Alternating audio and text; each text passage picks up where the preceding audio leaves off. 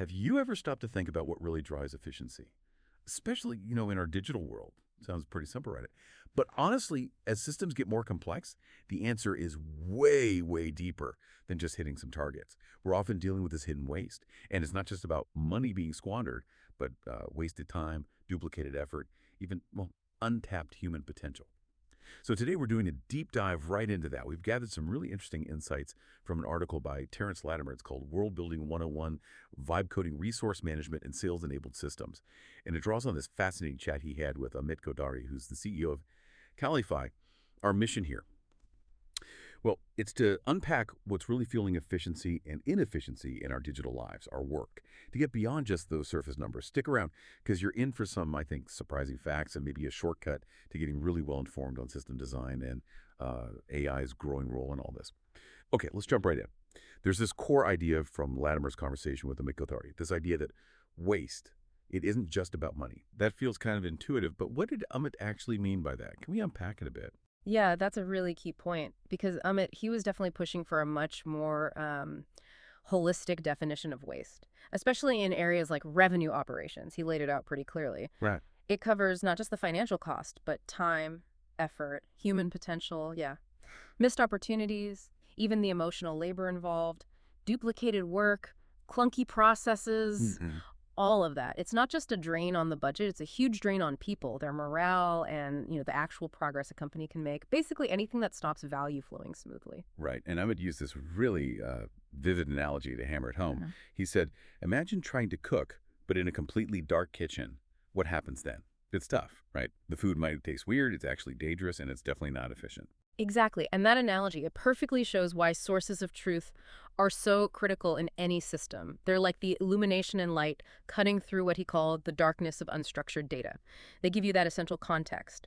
Without them, you are essentially trying to run your business in the dark. With all those risks, the inefficiency, the waste Amit talked about, it's not just about having data. It's about having accessible, reliable data, data that tells one consistent story. That's really compelling. And thinking about how that chat between Latimer and Amit wasn't just about money. Mm-hmm. It really focuses on, individual ways of working, the tools we pick, our systems, but this idea of cultural bandwidth. Yeah. Yeah, that feels really important. Can you maybe elaborate on how a lack of that bandwidth specifically might affect, say, adopting a new tool beyond just the tech side?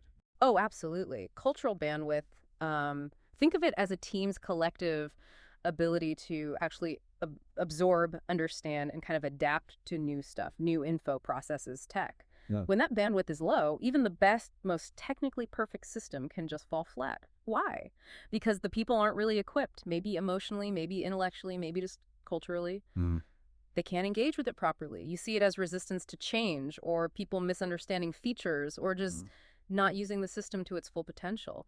It creates this quiet but really significant friction. It really impacts team success, like trying to push high-speed internet through old copper phone lines. Okay, yeah, that makes sense. And this whole idea of hidden waste naturally leads us to think about, well, new ways to build things efficiently, beyond just writing code line by line. Which brings us to something pretty fascinating and relatively new in software, vibe coding. Now, this is where it gets really interesting. It really is intriguing, vibe coding. So Wikipedia defines it as this approach to making software, where basically a person just describes a problem in plain English, natural language, and then a large language model, an LLM, it actually generates the software code. The programmer's job, it shifts. It's less about typing code, more about guiding the AI, testing the output, refining it. This isn't just a text shift. Yeah. It fundamentally changes how we even approach problem solving in digital design. The focus moves from syntax, like commas and brackets, to the actual intent, the overall health of the system. It opens doors for much more intuitive ways to create systems.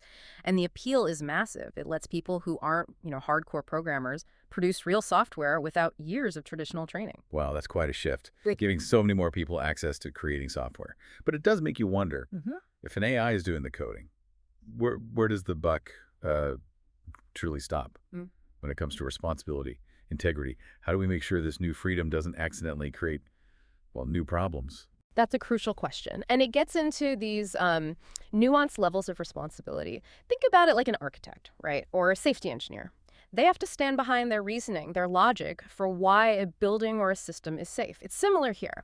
The promptee, that's the person giving the AI the instructions. They have to ensure the integrity of what the AI spits out. They're the guarantor, essentially. It's not just about using a tool, they're vouching for the output's reliability. And that has a direct line to user experience, to psychological trust, and yeah, ultimately to the safety of these digital systems. Hmm. The real value from this vibing, it's not just the code itself, it's the efficiencies you gain by applying systems thinking. It helps you spot bottlenecks, inefficiencies, helps teams get away from what Latimer called the drama of chasing isolated KPIs.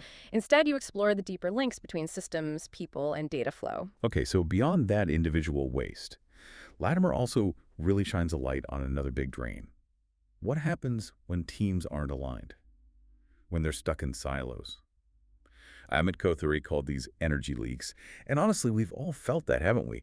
In meetings where you can almost feel everyone groaning inside because you realize you're all pulling in slightly different directions. It's not just annoying, like Amit says, it's a measurable loss.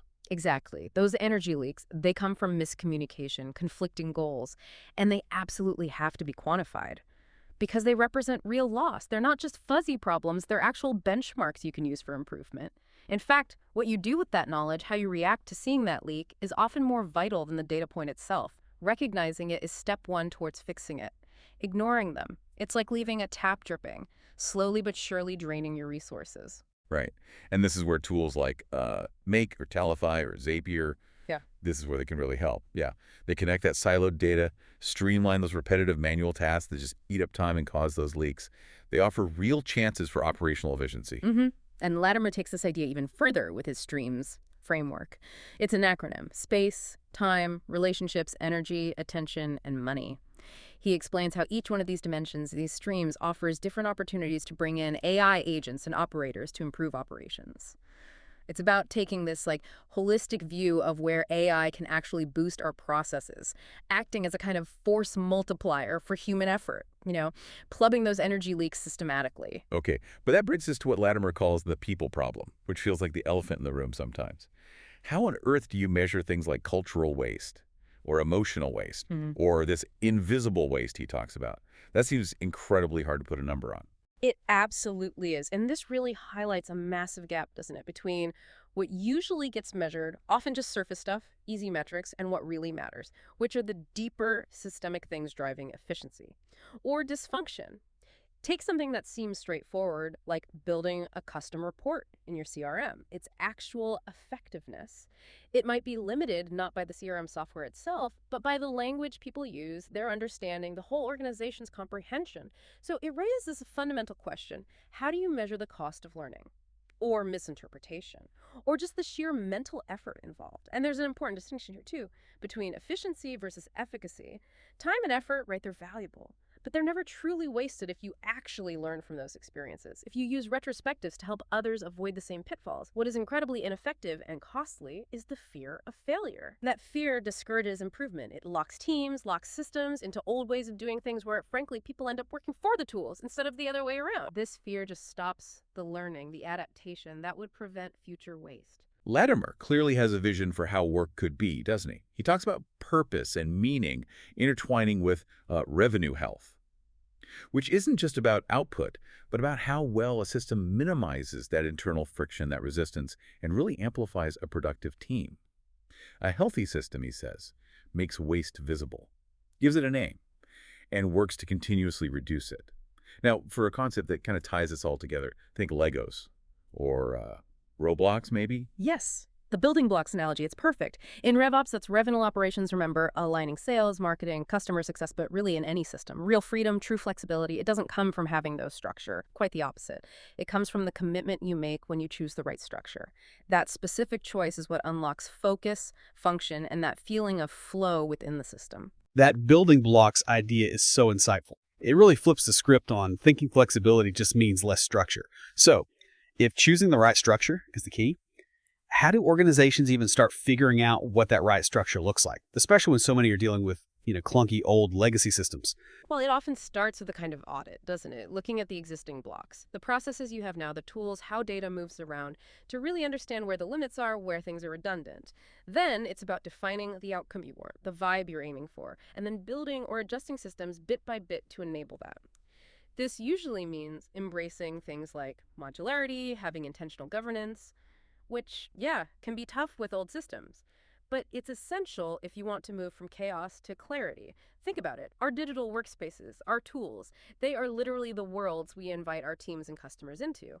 So design really, really matters. How a system looks, how it feels to use, even how it responds physiologically, these things deeply impact the user experience and ultimately the results you get. And that loops back to vibe coding, but not just as making things look nice. No, it's about creating environments that actively foster awareness, intention, capability, using a shared language, a shared understanding.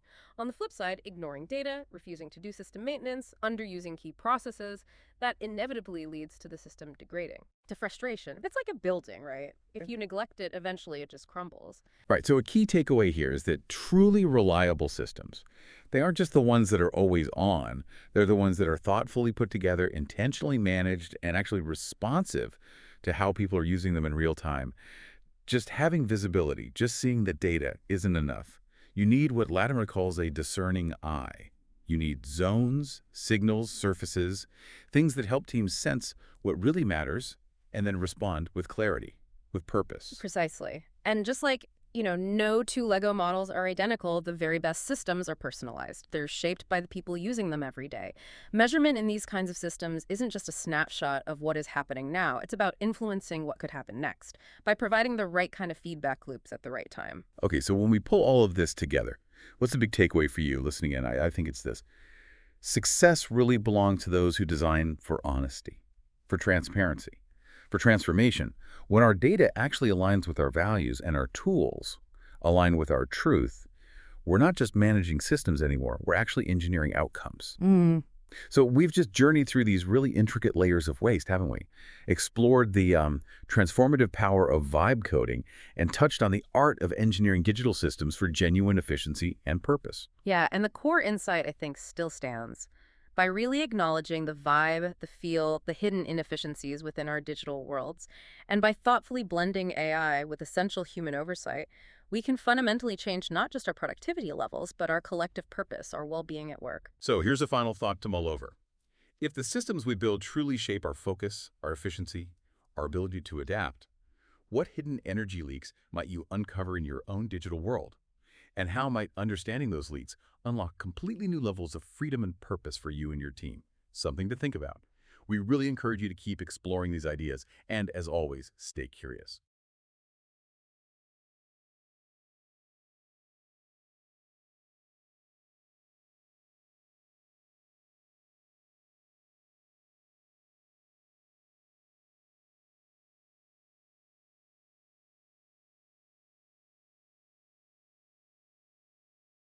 World Building 101, Vibe Coding Resource Management and Sales-Enabled Systems. TLDR, Strategies and Insights for Quantifying Waste and Measuring Improvement in AI-Empowered Environments. Quantifying Waste Conversation with Amit. Last week, I had a great conversation with the CEO of Talify, Amit Kathari. Talify is a workflow management tool that's perfect for procedures, forms, approvals, playbooks, and contracts. I was introduced to Amit by Atomic Revenue Integrator Grant Weber, whose commitment to workflows and systems has offered rich conversations regarding standardization and scalability. He encouraged me to chat with Amit and brokered a meeting between the two of us here on LinkedIn. That simple exchange offered nuance to the conversation we held that day, particularly related to individual preferences, specifically around our tools, systems, and the cultural bandwidth, or lack thereof, that provides teammates the opportunities for success. During our conversation and webinar, Amit discussed some of the challenges working against introverted and extroverted teammates, and how often lack of standards creates recipes for disaster. Leveraging the analogy of kitchens, chefs, recipes, and meals, he communicated the importance of quality time during the various stages of value delivery. We both agreed on the importance of sources of truth, which offer illumination and light to your system, providing context to the darkness of unstructured data. Imagine cooking in a kitchen with no light, for example. It's certainly possible, but undoubtedly can be difficult. The lack of insight might impact flavors and tastes, while also presenting opportunities for danger.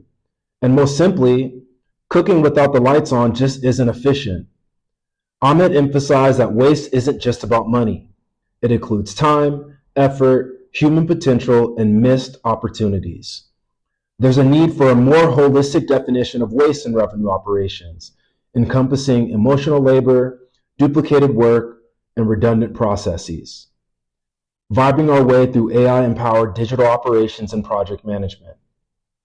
Considering the effects of generative AI and its ability to help expand the reach of both technical and non-technical experts, you may or may not have heard of a recent phenomenon known as vibe coding.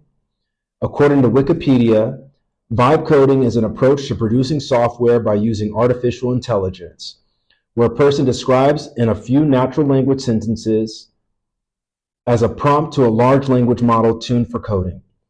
The LLM generates software based on the description, shifting the programmer's role from manual coding to guiding, testing, and refining the AI-generated source code. Advocates of vibe coding say that it allows even amateur programmers to produce software without the extensive training and skills required for software engineering.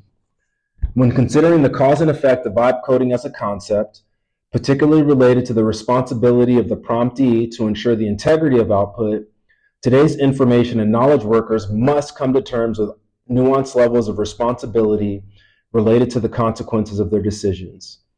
In the same manner, an architect or safety professional must stand behind their reasoning, logic, and rationale for the development of safe systems. The choices we make in concert with the AI tools we employ ultimately impact the quality of the user experience, with broad impact on concepts related to psychological trust and safety and the integrity of our digital systems. Quantified, the value comes in the form of efficiencies related to systems thinking and its ability to uncover bottlenecks and inefficiencies.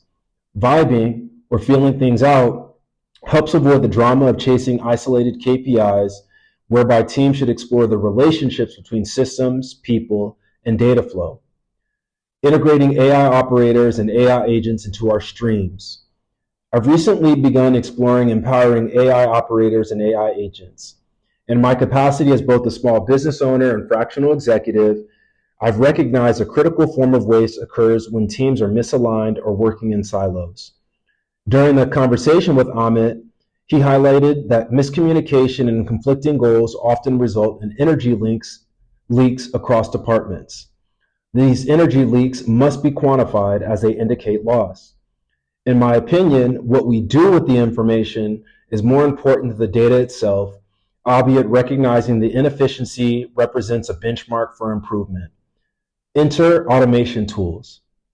Tools including Make, Talify, or Zapier, which not only allows our organizations to integrate siloed sets of data, the operational efficiency presents opportunities for improvement through the lens of the manual processes and actions of repeatable tasks, habits, and behaviors requiring lower levels of thought. Our space, time, relationships, energy, attention, and ultimately money all offer opportunities to integrate AI agents and operators as a means of operational improvement. The people problem. Expanding on the resource management aspect of our systems, the conversation with Ahmed explored how difficult it is to measure certain kinds of waste, especially when it's cultural, emotional, or invisible.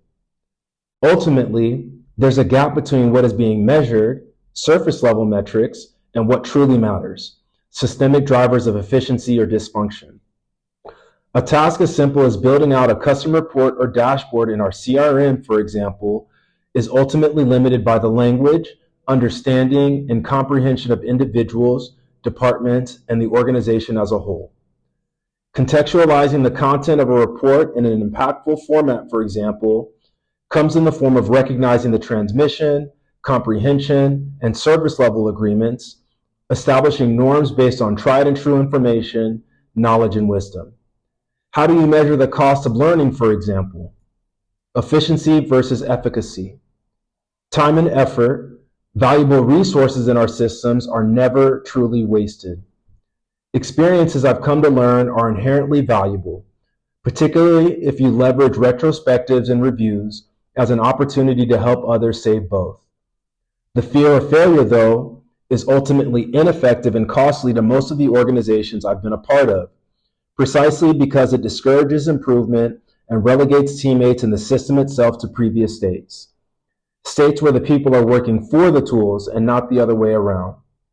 Considering the future of work, my belief is that concepts of purpose and meaning will continue to intertwine toward a reframing of revenue health, not just as a function of output, but of how well a system minimizes internal resistance and amplifies a productive workforce. A healthy system is one where waste is visible, named, and continuously reduced.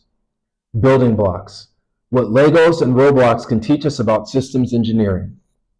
When considering the freedom found in commitment, one of my favorite personal anecdotes comes in the form of the future promise of a toy box full of loose Legos. Today's digital-first kids might have more in common with Roblox, but the concept of the freedom found in world building holds true. The same applies in RevOps. Freedom doesn't come from a lack of structure. It comes from the commitment found in choosing the right structure. The choice inherently unlocks focus, function, and flow. Our digital workspaces or sales enablement system are the worlds we invite our teams and customers to interact with. As such, design matters. How a system looks, how it feels, and how it responds physiologically all impact user experience and outcomes. Vibe coding isn't about aesthetics. It's about creating environments that make people more aware, more intentional, and more capable based on a shared language and vernacular that communicates mutual understanding. The systems we build will shape our focus, efficiency, and capacity to adapt. But when we ignore the data, refuse to maintain the system, or fail to understand the natural wear and tear of underused processes, system degradation creeps in. That's when promises turn to frustration. Reliable systems are not just always available. They're thoughtfully configured, intentionally governed, and responsive to the real-time behaviors of the people who use them. Visibility isn't enough. You need the discerning eye, zones, signals, and surfaces that help teams sense what matters and respond with clarity. And just like no two Lego creations are the same, the best systems are personalized, shaped by the people inside them. Measurement isn't just about what's happening, it's about influencing what could happen next. In a world of infinite platforms, apps, and APIs, success belongs to those who design for honesty, transparency, and information. Because when our data is aligned with our values and our tools are aligned with our truth, we don't just manage systems, we engineer outcomes. Terence Latimer is an information communications and technology professional, consultant, and entrepreneur based in the Mojave Desert. I write about my experience in startups, tech, and the art of business. I'm also the founder of Black Cactus Co-working, a flexible workspace for professionals and creatives. Follow me on Instagram or LinkedIn, or feel free to subscribe to my newsletter.